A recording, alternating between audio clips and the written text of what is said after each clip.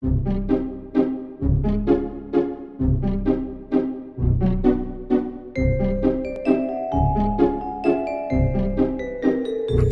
Maria Arminda Santos, aliás, é a primeira pessoa nesta nova modalidade de entrevista na rúbrica Convidado do nosso jornal.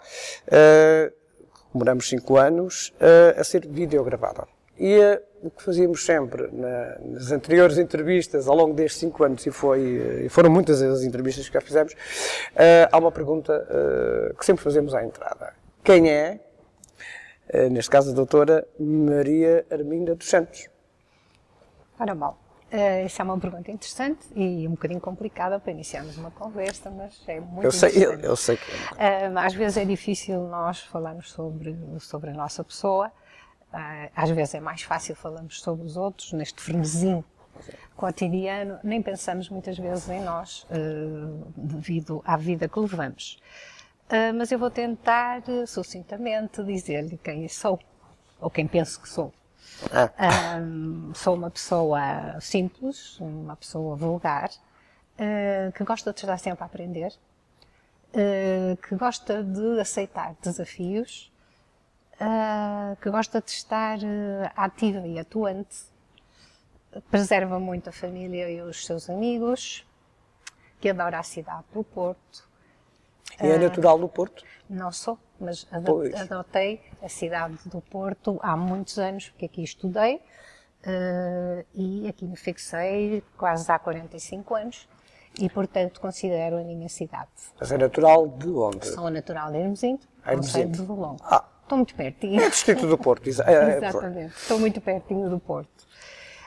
E, portanto, esta cidade vai-me marcando ao longo da minha vida e é dela que eu retiro alguns saberes que tenho recolhido, mais coisas sobre mim.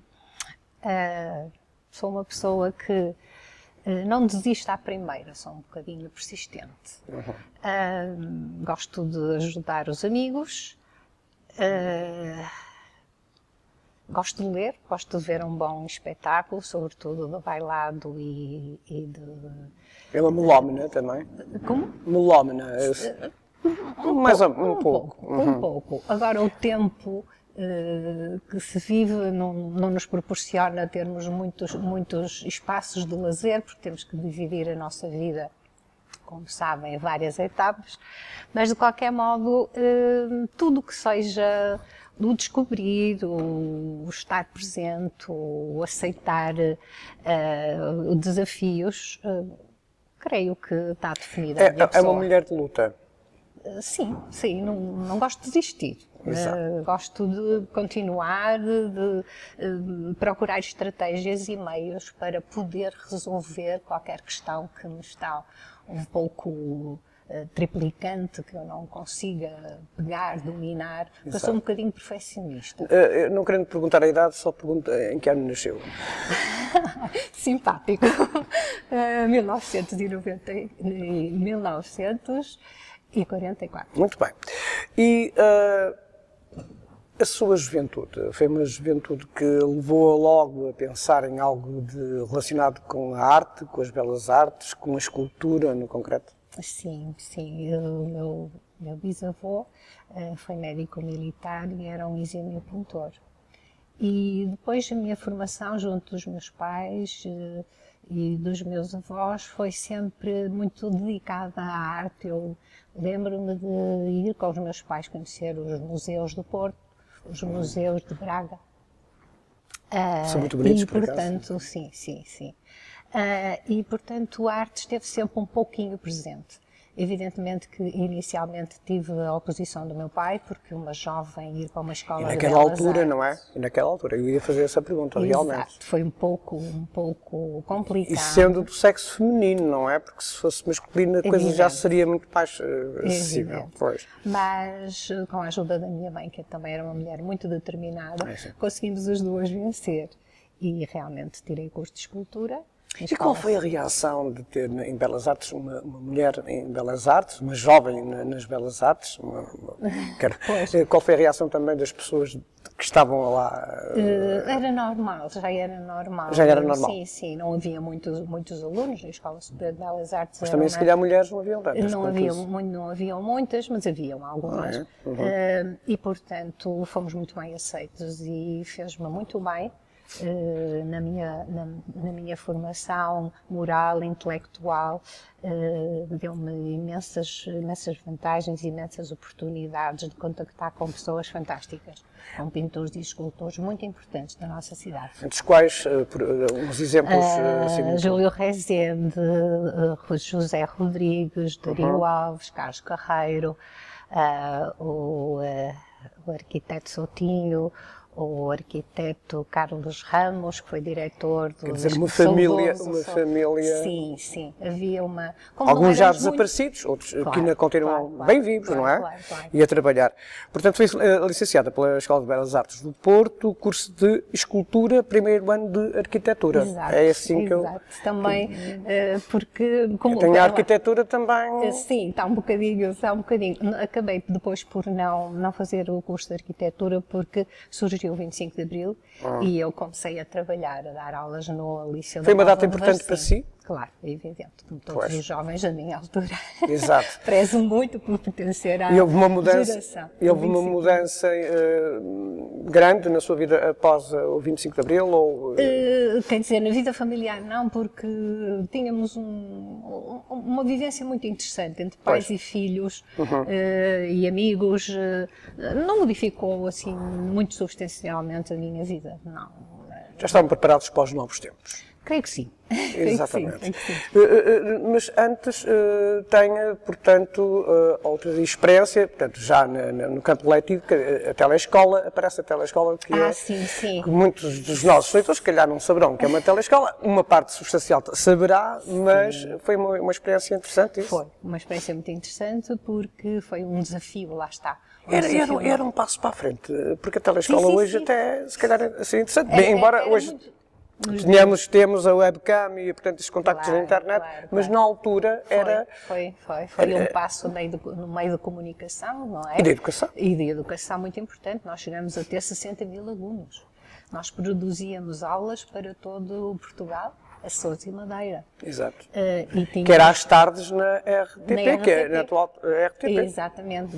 Os estúdios estavam em locais diferentes, não é? E o interessante é que aquilo não só chegava às escolas, chegava à casa comum dos portugueses. E havia pessoas que não tinham qualquer tipo de estudo e, se calhar, aproveitavam a telescola, que era destinada às escolas mais do interior, mas que se cultivaram com isso, não é? As pessoas gostavam. Eu tinha uma empregada velhinha que todas as atividades da tarde, não é?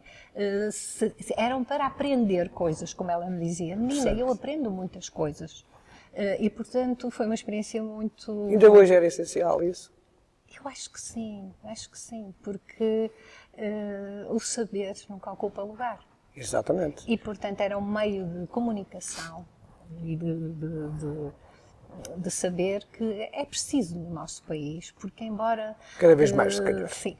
Embora todos os meios que nós temos hoje à nossa disposição são muito latos, há alguns entraves, ainda há muita coisa a dar ao povo português que seria uma experiência a pensar. E qual foi o seu papel ainda na telescola? Na telescola eu apresentava as aulas, fiz os meus primeiros testes. Aulas de educação visual. Fiz os meus primeiros testes ainda a preto e branco, teste de imagem. Aquilo era um bocadinho complicado. E voz, sim. Sabe que naquela altura não descrevíamos os nossos guiões e tínhamos que saber tudo de cor. Pois, não havia o teletexto. Não. Teletexto nem a coisa. Nada, era tudo ficava na nossa cabeça e tínhamos que deixar aquelas deixas naquele sítio correto, para depois na regice meter um slide, um postal, uma referência bibliográfica. Portanto, foi um trabalho muito gratificante. Depois, mais tarde, fiz Também gravei alas a preto e branco, já com outras valências tecnológicas, já com cor, etc. Como estamos a falar em comunicação social, sei que também teve um programa radiofónico na RDP, Radiodifusão Portuguesa, aqui no Porto, portanto intitulado, deixa-me ver, Nós e a Arte. Sim, e então... era integrado naquele programa que deu muito brado nessa altura, que era o Sumo de Laranja. Isso em que ano? 1900 e... Ai, não estou Mas já depois do 25 de Abril, vamos referenciar mais ou antes? Já depois do 25, pois, acho eu que sim. O Sumo de Laranja, não é? O Sumo de Laranja. Que era produzido aqui no Porto. Aqui no Porto, era o Álvaro Nazaré, que estava à frente de uma equipe também. E, portanto, o que é que eu pretendi com esse projeto? Era levar os artistas, vários artistas ao estúdio e falar com eles e desmistificar esta coisa de que os artistas são uns homens muito incomuns, muito fechados, muito com as suas cismas, com as suas manias, e falar com eles. Também as têm. Também as têm, mas mostrar a outra parte, porque todos nós temos os nossos cenários. Não somos seres perfeitos. Exatamente. Quer dizer que o microfone e a câmara hoje assim já não incomodam, porque já teve essa experiência e, portanto, está perfeitamente à vontade nestas questões. Sim, é sempre algo que intimida um pouco. Exatamente. Mas... Como mulher lutadora que é, já revelou, diga-me uma coisa, Santarém aparece a propósito de quê? A Santarém acontece porque casei com Ribatejano. Eu estou a seguir, parece que é a cronologia. Eu casei com Ribatejano e pronto, e sabia que na Casa da Cultura e Juventude de Santarém... Que liderou. Que liderei, sim senhora, durante 3 anos. Foi numa época muito difícil, porque foi naquela época conturbada da AD. E tenho um pormenor muito interessante que, se quiser ouvi-lo, eu conto-lhe. Claro. Os leitores querem. Candidatei-me a esse lugar, fui aceite, e então eu sabia que, por entre linhas, dizia o que é que vem aquela lá de cima do norte fazer para Santarém. Não é? Uma pessoa que ninguém conhecia, uma pessoa do norte, e ainda por cima uma mulher, porque no Ribatejo, o senhor sabe como é que é. Exatamente. E foi uma experiência também muito interessante, porque nesse tempo conturbado as forças políticas não se entendiam e eu consegui sentar todos à mesa em prol da cultura. Da direita, do centro e da esquerda. Foi realmente... Havendo uma maioria de direita nessa altura, que era a Aliança Democrática. Claro. Foi muito interessante porque o meu papel como diretora e tal era assim com muitas interrogações, levantavam algumas interrogações. E percebeu-se bem da cultura específica própria, autóctone de Santarém? Sim, tive tempo suficiente, até porque eu trabalhei com jovens de Santarém. Aliás, a Casa de Cultura de Santarém naquela altura estava adscrita ao FAOJ. Sim. E, portanto, agora creio eu, que é o Instituto de Juventude. E, portanto, eu consegui realmente perceber as coisas. E do meu gabinete saía toda a dinâmica cultural, como concertos, exposições, conferências. Saíam da Casa da Cultura muitas atividades como jornalismo, como os ateliês de escultura e bijutaria. Tínhamos um grupo muito interessante de balé clássico, tínhamos um grupo muito interessante de como é que eles dizem, dança jazz, tínhamos uma boa biblioteca, que era muito consultada pelos jovens estudantes da altura. Trabalhei com uma pessoa muito interessante que adorei, a doutora Mariana Viegas, a mãe de Mário Viegas, com os professores das escolas, E muito com a Carlos Gulbenkian, a Fundação Carlos Gulbenkian, que nos ajudava muito, e portanto tudo ali à volta de... Foi, portanto, tem saudades saudades, não sei se é o termo, mas boas recordações. Tenho digamos. muito boas recordações. Está a ver, eu já saí de Santarém há quase 30 anos. Mas ainda vai lá de vez em quando, não é? Tenho amigos, amigos do coração mesmo, amigos. E depois voltei para o Porto, para a minha cidade. Exato, e fala disso com amor. E depois, quando regressa à cidade do Porto, portanto, trabalha onde? Vai trabalhar? Vai lecionar? Souberam que eu estava cá, naquela escola, e Instituto voltou, de Tecnologia Educativa, e então voltam a convidar-me, e eu então trabalho lá mais uma série de anos. E os seus trabalhos paralelos, da intervenção na sociedade mais concreta? A sua escultura, os seus trabalhos? Sim, os meus trabalhos de escultura foram vendidos, os meus desenhos também vendidos, e presentemente não tenho, como é que eu lhe hei de explicar, não tenho espaço para voltar a desenhar e a esculpir. Porquê? Porque tudo tem que ter... O ato de criação é um ato muito especial.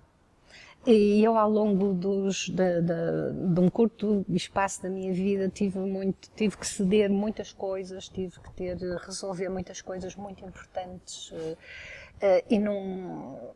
perturbaram o suficiente para eu... Mas muito importantes em que aspecto? Quer dizer, no campo de precisarem muito da minha pessoa, de eu estar presente para ajudar.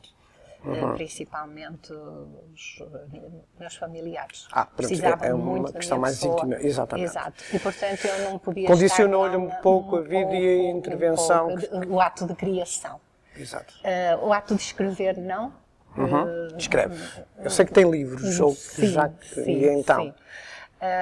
O ato de escrever não, porque estou mais tranquila, um pouco mais fechada, e o facto de estar num ateliê, de precisar de martelar, de cortar, de pegar em barro, se calhar também me faria bem. Mas houve realmente uma altura em que não foi possível na minha vida. Fez uma pausa. Portanto, fiz uma pausa. Exato. Mas não vou ficar por aqui.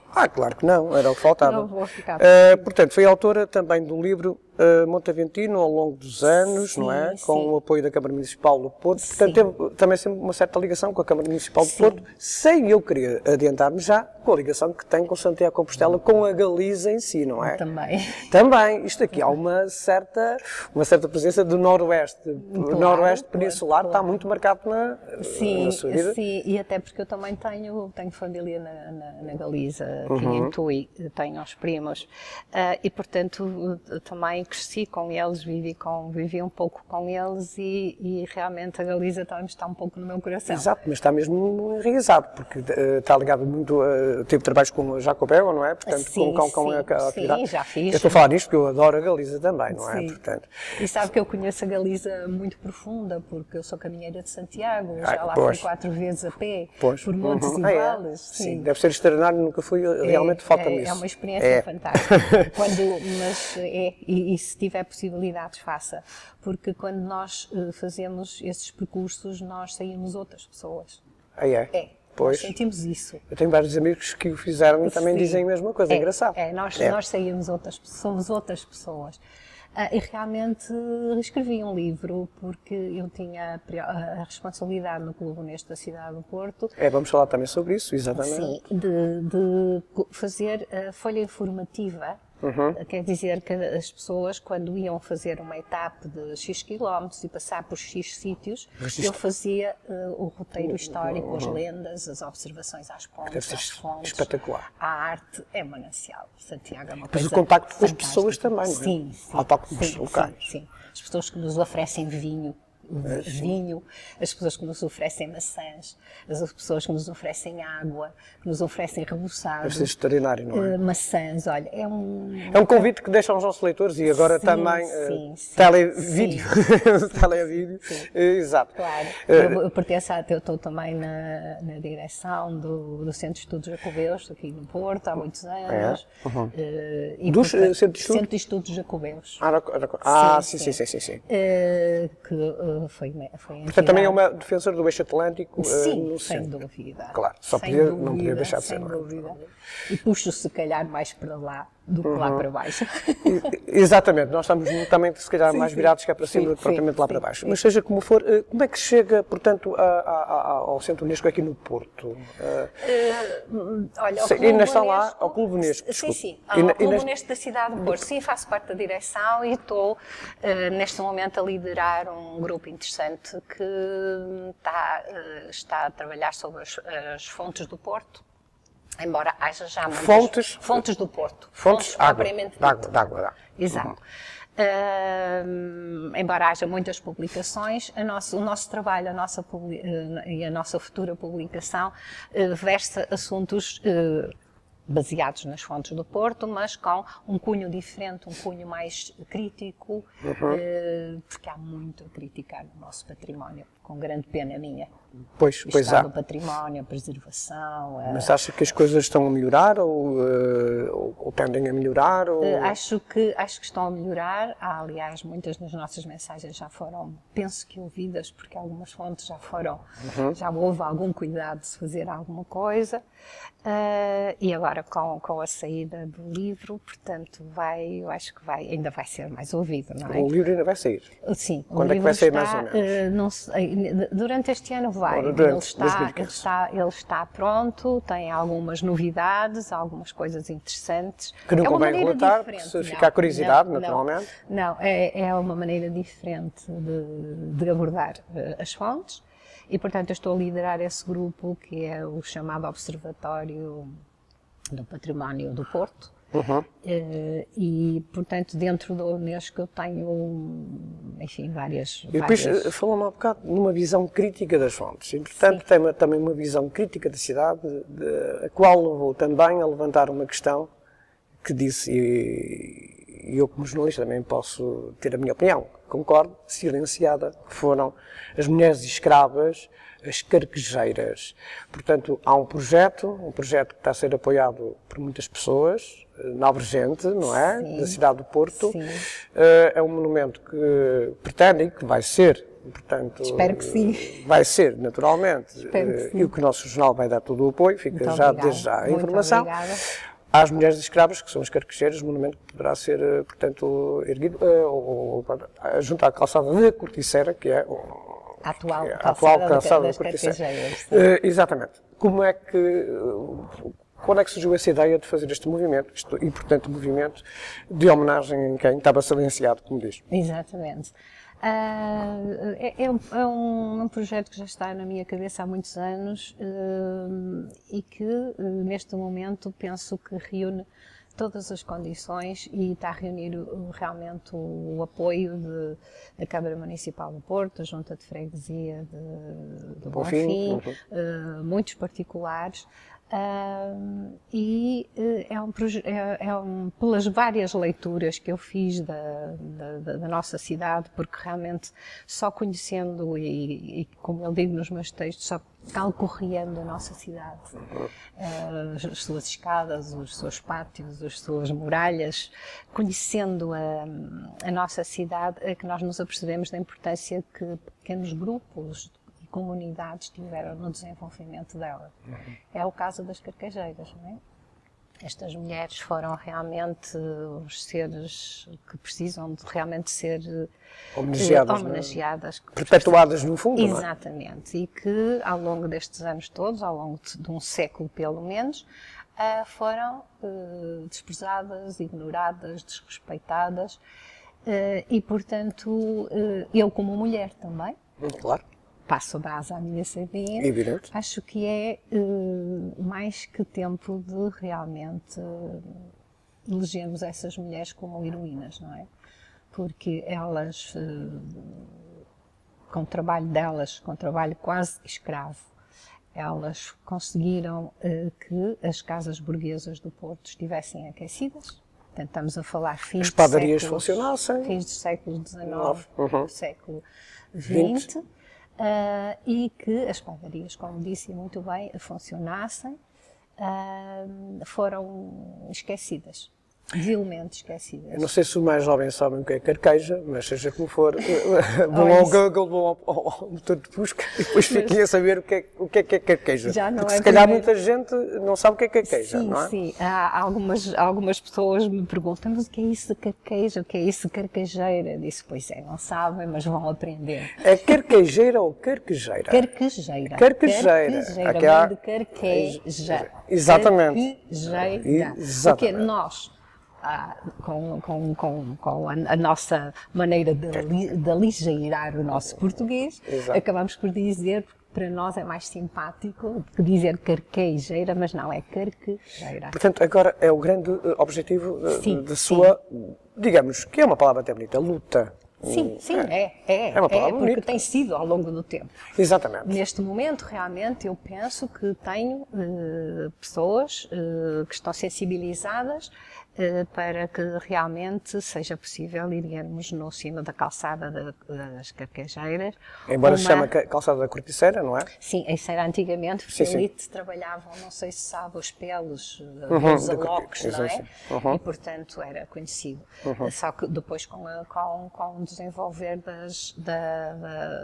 desta atividade, passou o nome, eu creio que o nome até foi a partir do ano 1992, que se começou a chamar a calçada das Carquejeiras, porque houve uma encenação, houve um movimento qualquer que fizeram uma encenação da recolha da carqueja vinda do barco, eu tenho fotografias disso tudo. Que aquilo é uma coisa incrível, subir aquela calçada. Sim.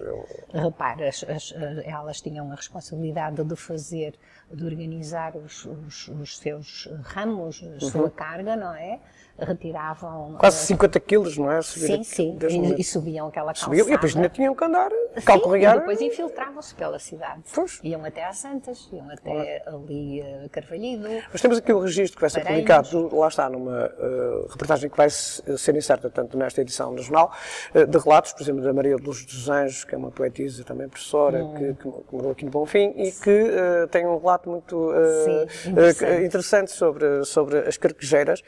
E o interessante também é que só agora é que se fala mais com uma certa... Sim, fala-se agora mais porque Embora isto o professor Helder Pacheco já tenha levantado alguma questão sobre isso, e sei que colaborou também Sim, com... colaborei com ele também, já em dois livros. Mas realmente este drama e esta situação que foi tão ignorada, vilmente ignorada, tem que ser agora pegada e dada a conhecer, porque as pessoas não conhecem, não é? As pessoas não sabem o drama que se passou naquela rampa que nenhum animal conseguia subir, não é? Pois. E então eram as carquejeiras o único meio de transporte do rio. Eram mulheres escravas. Eram mulheres quase escravas, não é? Quase escravas, porque era o rendimento delas para o sustento da família. Mas para o trabalho que tinham, para o rendimento que aquilo que era uma escravidão. Evidentemente que houve figuras aqui no Porto que tentaram minorar tudo isto, reuniões nas câmaras, reuniões com a polícia, reuniões com médicos que tomaram posições, inclusivamente a Liga de Profilaxia Social, que se dedica aos problemas estruturantes da cidade no campo destes fenómenos que não são reconhecidos e ligados à saúde, aos comportamentos humanos, à parte cívica e civil da cidade, mas este problema sempre foi silenciado, sempre foi posto de parte. Nunca se enalteceu realmente o trabalho destas mulheres que subiam curvadas. E à data só há uma senhora que está viva, não é? Sim, uma carquejeira, neste caso. A Dona Valentina Machado, que tem 94 anos, vive ainda na calçada das Carquejeiras, começou com a mãe aos 9 anos, acompanhava a mãe, e depois terminou pela volta dos 15 anos, porque entretanto a Carqueja deixou de fazer Pois, deixou de ter significado dizem na que o arroz de indústria. carqueja é muito bom, eu sei Sim, que é. e o coelho à E com o carqueja. Pois já estamos a Também. entrar no ramo da culinária, o que é também importante. Também isso A cultura faz parte cultura. da vida da nossa cidade. Exato. E a nossa cidade, como é que está? Nossa cidade, olha, está a começar a arrebitar outra vez. Está diferente, está com uma dinâmica diferente. E eu estou contente por isso. É evidente que é uma cidade interessante porque, como eu dizia há pouco, os pequenos grupos, as pequenas sociedades são muito interventivas no Porto e ainda bem que assim é. Eu pertenço a um grupo interessante que é o grupo das adegas e dos tascos do Porto. Exatamente. E foi aqui no Bonfinho a adega São Martinho que recebeu agora, a primeira placa. E, portanto, isto é muito importante. E como isto são grupos de artistas, são os homens das artes, são os homens das letras, são os homens da comunicação social, como vocês, somos os homens jornalistas. dos bairros, ainda aqui temos os nossos bairros, não é? Sim. Por isso Nós somos temos bairristas, não é? Sim, por isso, não é? E, portanto, eu penso que a nossa cidade está a melhorar. Vamos ver se também não caímos. Mas acredita na nossa juventude? Independentemente de estar aqui ao nosso lado um jovem? Acredito, pois se nós os mais velhos não acreditamos nos jovens, como é que é? Exatamente. É? Mas acha que os jovens estão interessados um pouco para a cultura identitária da cidade? Eu sei o que é que me quer dizer. Provavelmente não, mas a culpa não é deles. A culpa é da sociedade, quem os acompanha nos seus estudos, na sua parte cultural e intelectual. A escola falha muito sobre isso. Faz. Muito, não é? Porque, quer dizer, ouvir um jovem com 30 anos e com 40 perguntar-me o que é carqueja, afinal, o que é carqueja? Eu fiquei assim, meu Deus, eu com 40 anos sabia o que era a carqueja. Não é? Isso eu fico um pouquinho triste. Não sei para onde vamos, nem para onde querem que a gente vá. Mas realmente a parte da escola tem algumas falhas. Estamos a falar de jovens que daqui a uns aninhos vão estar a governar. Sim, vão estar a governar-nos, mas eu tenho esperança que sim. Nós temos aí jovens que eu trabalhei sempre com muitos jovens e dei aulas durante muitos anos no Instituto Superior de Paços de Brandão. Sim, também Paços de Brandão. Sim, fui professora fundadora do Instituto. Também numa região muito específica, ainda aqui à beirinha, mas... Muito interessante, plena de história. Santa Maria da Feira, de Conselho, mas é também muito... Muito peculiar, com muitos focos muitíssimos. Acho que é lá que tem o Museu do Papel. Tem, exatamente. Estou muito contente porque uma das pessoas que está à frente do Museu do Papel é um dos meus alunos, foi meu aluno. Está bem. Meu aluno, fico muito contente quando vejo, e tenho alunos deles a dar cartas lá fora. É muito bonito aquilo. Vale a pena ir lá. Conhecer. Sim, com certeza. Mas irem lá, porque podem conhecê-lo através da internet. Eu digo ir lá. Sim. Mas como nós estamos a falar há bocado, conhecer a cidade não é só a fotografia. Não. É importante, claro, mas andarmos, sentirmos o cheiro. Sim, as cidades isso. têm os cheiros. Tem. E é muito interessante porque quem conhece um pouco da história da cidade, e isso acontece muito comigo, porque pronto, eu tenho um pouquinho da parte criativa, o apelo da parte criativa. Uma pessoa começa a inventar cenários, a ver os relatos dos nossos escritores, as figuras que por ali passaram, os cheiros, como diz muito bem. Portanto, tudo isso é necessário que os jovens conheçam. Há pessoas como o senhor que é jornalista e como eu que luto por estas causazinhas, se calhar... Eu já fiz algumas coisas também nesse sentido. Pois, não só como jornalista. Também está nas nossas mãos, não é? Acho que sim, em todos nós. Mas lá está aquela questão também da escola e das associações, de moradores, de outras coletividades, também para proporcionarem esse tipo de visita, este tipo de conhecimento durante a realidade e o que é para muitos uma ficção. Vemos a Sé, nunca foram à Sé do Porto, se calhar nunca foram lá. Não. Olha, eu fiz um projeto muito interessante a partir da Casa Museu Abel Salazar e abri o museu ao meio. Sim, eu ia lá chegar também. Abri o museu ao meio. E o senhor acredita que os vizinhos, ali porta com porta, nunca tinham É verdade, é verdade. É um verdade. homem tão importante, Exatamente, exatamente. como sabe. Uma história tão bonita que ele teve na sua vida como um intelectual e como um médico. E também escreveu sobre uma torre que também muita gente do Porto, portuense ou tripeira, eu defino um bocado o que é o tripeiro e o que é o portuense, nunca lá subiu aquelas escadinhas, não é? Portanto, Sim, e agora sim. com os 150 anos e com a abertura da igreja e da torre, sei que escreveu algo também sobre... Sim, escrevi um texto. O professor Hélder Pacheco teve a gentileza de me convidar para escrever um texto e escrevi. E já fui ver naturalmente a igreja como está. Não. Ainda não. Sabe porquê? Porque quero vê-la com calma. Neste momento ela é muito muita solicitada. confusão. Há muita gente, Exatamente. muita confusão. E eu conhecia, digamos, no estado mais primitivo. Não Claro. É? Que para mim também tem um peso, o patino do tempo, o escurecer da pedra, para mim tem um significado. Agora está toda mais brilhante, mais bonita, mais catita, como nós dizemos cá no Porto. O nosso jornal acompanhou as obras e tem reportagens fotográficas sobre isso. Eu tenho tempo. Exato. Vou ver, mas é um convite que também se deixa aos nossos leitores. Aos nossos leitores, claro. Leiam eles onde estiverem a ler, que o nosso jornal é lido em todo o mundo e, portanto, agora ouvido também. Agora também ouvido e visto. Mas o Porto, para si, ainda é uma eterna paixão, a cidade, o seu pulsar, a cultura, tudo. Acho que sim. Acho que a cidade não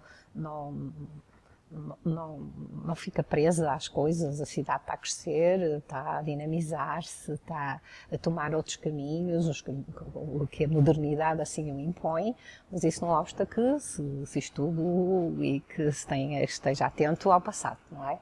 Porque nós temos que evoluir, nós não podemos ficar parados, nós temos que aceitar desafios. É uma mulher viajada? Sim. Já conheço alguns países e desde realmente muito nova saía com os meus pais. E gosta de viajar? Gosto, adoro viajar. Acho que ter a noção das outras culturas e depois sim, fazendo aquela comparação com a nossa. Sim. Às vezes é complicado. É complicado e é complicado quando se gosta muito da nossa cidade e do nosso país, não é? Pois, exato. Mas o voltar ao nosso cantinho é sempre bom. Pois. Conhecer as outras coisas, sim, compará-las, sim, há sempre o comparar bem e o mal, não é? Mas em algumas cidades que eu conheço, acho que não trocaria pela nossa. É uma mulher politicamente ativa? Não. Não, nunca... Não, já tive vários convites, mas não, eu sou independente, de viver a minha vida. Não, nunca me conotei realmente com nenhum, não. Nem de esquerda nem de direita, é uma mulher ativa, é única simplesmente. Sim, exatamente. É uma mulher para a arte, gosta dos jovens, gosta de ver as coisas crescer naturalmente, não forçadas, não é? Claro. Mas já passou algumas dificuldades em termos para interventivos, de querer intervir e não a deixarem intervir da forma como queria, teve algumas limitações. É normal. Faz parte da vida. Pois, mas soube superar esse tipo... Sim, como lhe disse, como é que eu lhe hei dizer, não caio na primeira, vou tentando sempre dar a volta, como diz o nosso povo, não é? Exato. E não me tenho dado mal com a minha conduta na vida, não. E não se está mal consigo? Não. Quer acrescentar mais alguma coisa a esta nossa conversa? Não, queria só agradecer, é uma honra fazer parte deste novo projeto e agradecer a vossa amabilidade de me ter contado e dizer-vos que estou pronta para tudo o que precisarem de mim. Claro que vai ser uma futura colunista do nosso jornal. Tem pelo menos aberto, aliás, o nosso jornal há 5 anos tem as portas escancaradas para as pessoas que connosco querem colaborar. Sim, sabe que nem sempre temos tempo para estar atentos a tudo. As pessoas só escrevem quando... lá está, quando... algo as leva a escrever. É assim o nosso jornal. Pronto, é uma parte escancarada. A comunicação social às vezes não é toda assim, mas seja como for, o Edson está lá. Muito obrigado. Muito obrigada.